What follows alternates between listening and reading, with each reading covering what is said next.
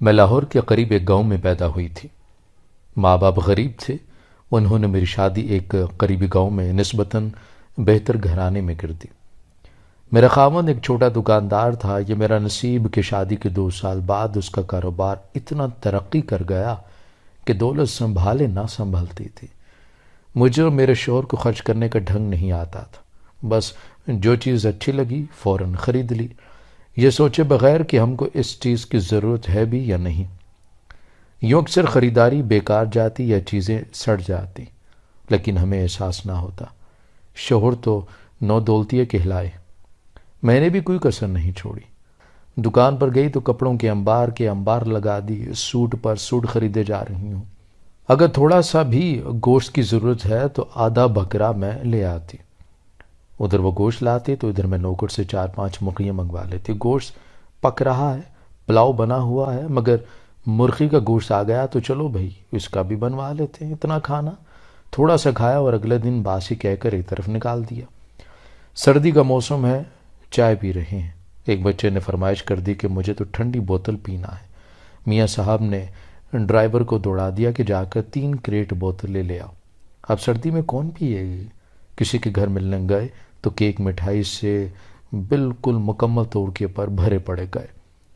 ان کے گھر کا نیا فرش دیکھا تو خیال آیا کہ ویسا ہمارا بھی ہونا چاہیے۔ اپنا اچھا بھلا فرش اکھڑوا کر ان جیسا بنوا لیا۔ غرض کے خرچے کرنے کا کوئی ڈھنگ اور نہ سلیقہ۔ آپ جانے جب دولت کی ریل پیل ہو جائے تو آدمی میں تبدیلیاں آنے لگتی ہیں۔ شوہر نے گھر سے باہر عورتوں سے دوستیاں بڑھانا شروع کر دیں۔ عیاشیاں میرے شوہر کا بھی مشغلہ بن گئی۔ ایک بار ایک ہوٹل پر اچانک چھاپا پڑا۔ 3 درجن مرد اور عورتیں پکڑی گئی اور سزائیں بھی ملی۔ خوش قسمتی سے میرے شوہر اس رات ہوٹل میں نہیں تھے، ورنہ وہ بھی پکڑے جاتے۔ مگر میں کہتی ہوں کہ برا ہوا جو یہ بچ نکلے۔ دوسروں کے ساتھ ان پر بھی بھاری جرمانہ ہوتا۔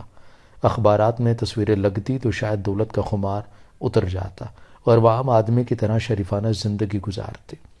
پھر شاید میری زندگی بھی سکون سے گزرتی۔ میں شوہر کو تو اس راہ پر چلنے سے نہ روک سکی، بلکہ خود بھی ایک دوسری طرح پر چل نکلی۔ شوہر نے رفتہ رفتہ گھر میں مینوشی شروع کر دی۔ دولت اعلیٰ سوسائٹی کی طرف لے گئی تو عورت اور میں کے بیچ حجاب کو بھی بھلا دیا۔ اب مجھے مجبور کرتے کہ میرے ساتھ بیٹھ کر پیو۔ میں کہتی یہ حرام ہے، میں نہیں پیوں گی، تو جواب دیتے اگر میرا ساتھ نہیں دو گی تو میں کسی دوسری عورت کو ساتھی بنا لوں گا۔ ایک دن مجھے بہت اصرار کر کے زبردستی پلائی۔ میں نے مجبوراً ان کا کہا مانا، پھر انہوں نے وتیرہ ہی بنا لیا۔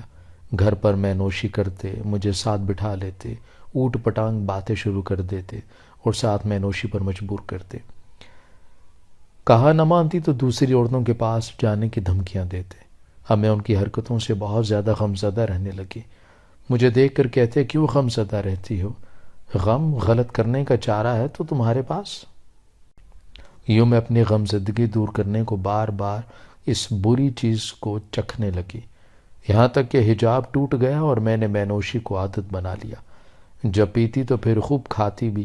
اس طرح میرے چہرے پر سرخی رہنے لگی اور میں صحت مند نظر آنے کے سبب خوبصورت بھی دکھائی دینے لگی۔ مانتی ہوں کہ میں کمزور کردار کی تھی، ورنہ کوئی اچھی عورت ہوتی تو ایسا نہ کرتی۔ آئینہ دیکھتی تو سمجھتی کہ اس شے نے ہی میری عمر کے نشانات مٹا دیے اور مجھ پر جوانی کے رنگ بکھیر دیے ہیں۔ نہیں جانتی تھی کہ یہ تو ایک زہر ہے جو مجھ کو اندر سے کھوکھلا کر رہا ہے۔ اب کچھ غلط قسم کی عورتیں بھی ہمارے گھر آنے لگیں، جن کو میرے شوہر مدعو کیا کرتے تھے۔ وہ کافی تیز ترار تھی، مجھ کو اپنی لچھےدار باتوں میں الجھاتی تھی، میری تعریفیں کرتی اور میرے ساتھ دوستیاں بنائیں۔ میں نہ سمجھ سکی دراصل وہ میرے خاوند میں دلچسپی رکھتی ہیں۔ ایک دن میں نے ایک ایسی ہی بدنام زمانہ کے ساتھ شوہر کو اپنے بیڈ روم میں دیکھ لیا تو مجھے ہوش آیا۔ یہ بے عزتی برداشت نہ کر سکی۔ گھر میں لڑائی ہوئی۔ محلے داروں اور بڑے بھائی کے ڈر سے فراز نے ہتھیار ڈال دیے۔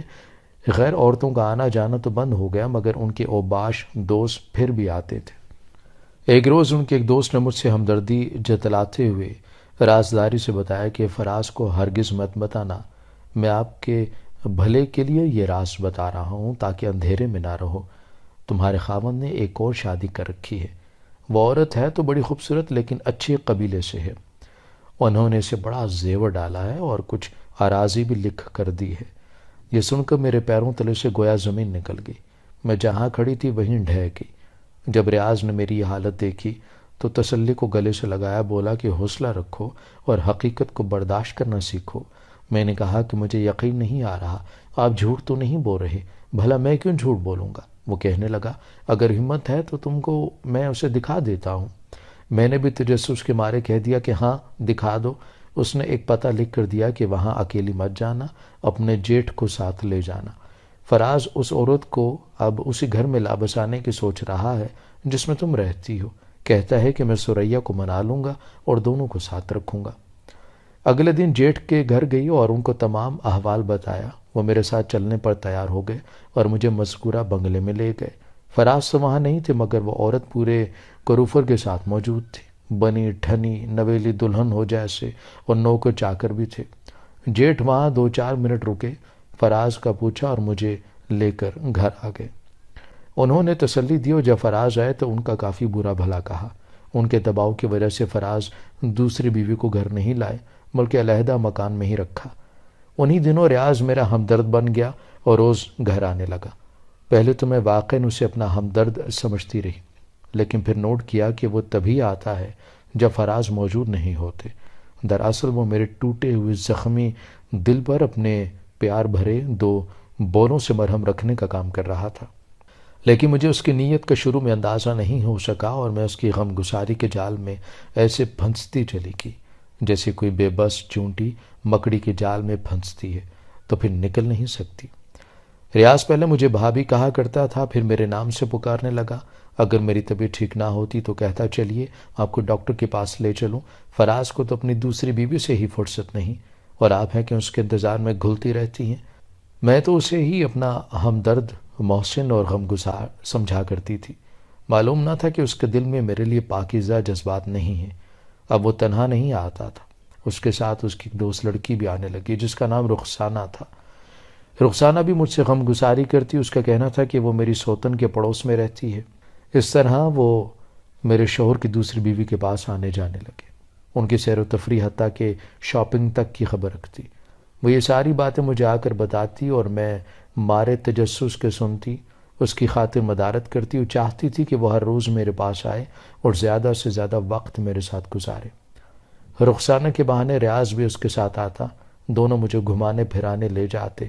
ہم تینوں ایک ساتھ زیادہ وقت گزارنے لگے جیسے ایک جان اور 3 قالب ہوں۔ رخسانہ نے سوتن کی خبریں دے دے کر میری کمزوری سے فائدہ اٹھایا اور میرے گھر میں گھس آئی۔ اس طرح ریاض اور رخسانہ کو میرے کمرے میں ایک محفوظ عیش گاہ میسر آ گئی۔ مجھے ان دونوں کے ایک ساتھ وقت گزارنے پر اعتراض نہیں تھا، میں تو ان کی خاطر مدارت کرتے نہ تھکتی تھی۔ ایک دن ریاض اکیلا آیا، وہ بہت اداس تھا اور رو رہا تھا۔ مجھ سے اپنے ہمدرد کا اس طرح رونا دیکھا نہ گیا، پوچھا کہ کیا ہوا؟ اس نے بتایا کہ والدین کو اس کے اور رخسانہ کے تعلق کا علم ہو گیا ہے۔ انہوں نے رخسانہ کے گھر جا کر اس کی بے عزتی کی ہے، جس پر اس کے والدین نے اپنی لڑکی پر پابندی لگا دی ہے، بلکہ وہ اس کی کسی اور جگہ شادی کر رہی ہیں۔ تم تو اس درد سے بخوبی واقف ہو سریا کہ یہ جدائی اور فراق کا درد کیسا جان لیوا ہوتا ہے۔ کل تمہاری جان پر بنی تھی تو میں نے تمہیں سہارا دیا تھا، اور آج میری جان پر بنی ہے، بولو کیا تم مجھے سہارا دو گی؟ میں نے اس کی بات کا مطلب سمجھے بغیر کہہ دیا کہ ہاں، اگر آپ نے آڑے وقت مجھے سہارا دیا اور سنبھالا تھا تو میں بھی آپ کو سہارا دوں گی۔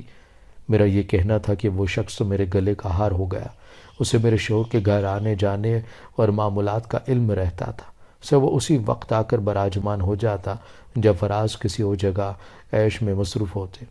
بالآخر وہ مجھے گھیرنے میں کامیاب ہو گیا، مظلوم بن کر، دوست اور غمگسار بن کر۔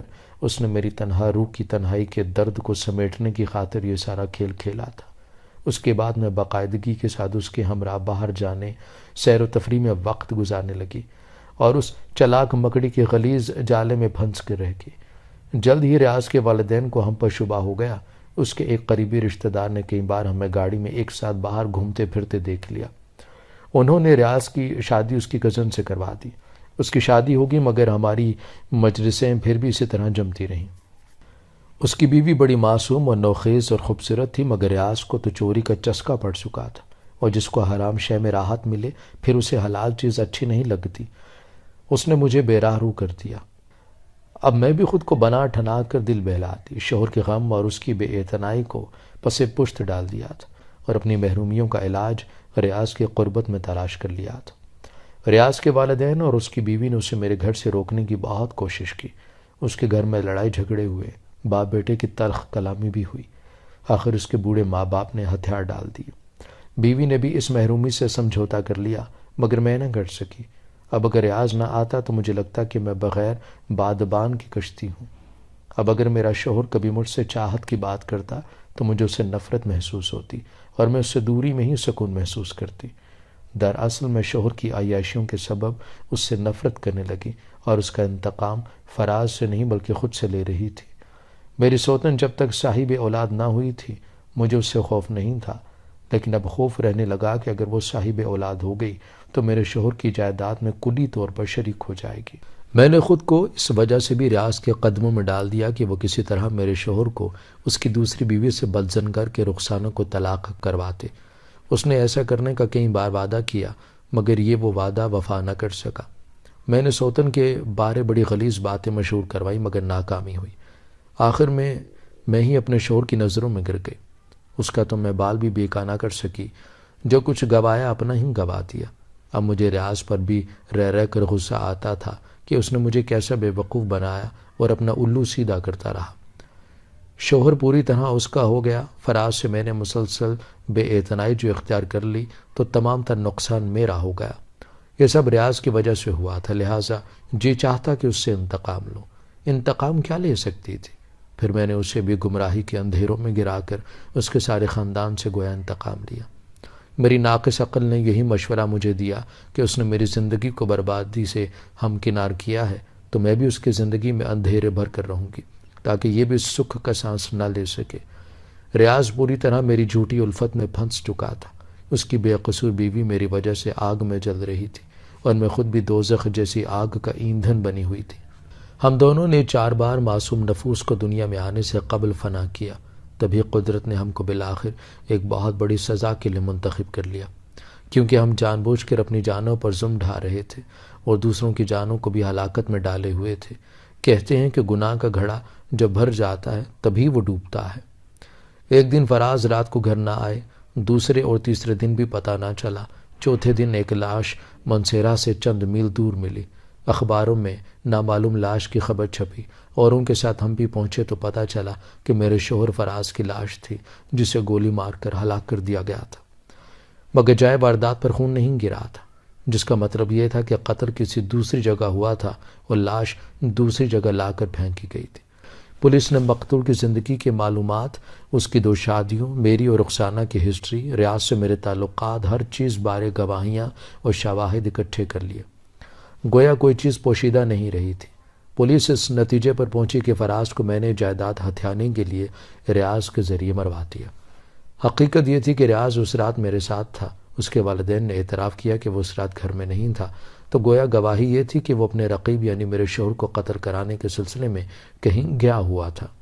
اگر میں اس بھیانک رات اس کی اپنے گھر میں موجودگی بتاتی تو اپنے خلاف کیس کو اور مضبوط بناتی، لہٰذا میں نے اس معاملے میں بالکل چپ سادھ لی۔ ریاض کو پولیس لے گئی، 7 دن کا ریمانڈ لیا۔ اسے تھانے میں اتنا مارا گیا کہ وہ کھڑا ہونے کے قابل بھی نہ رہا۔ میرے ساتھ بھی بہت کچھ ہوا۔ رخسانہ بچ گئی کیونکہ وہ عرصے سے ہماری زندگی سے نکل گئی تھی۔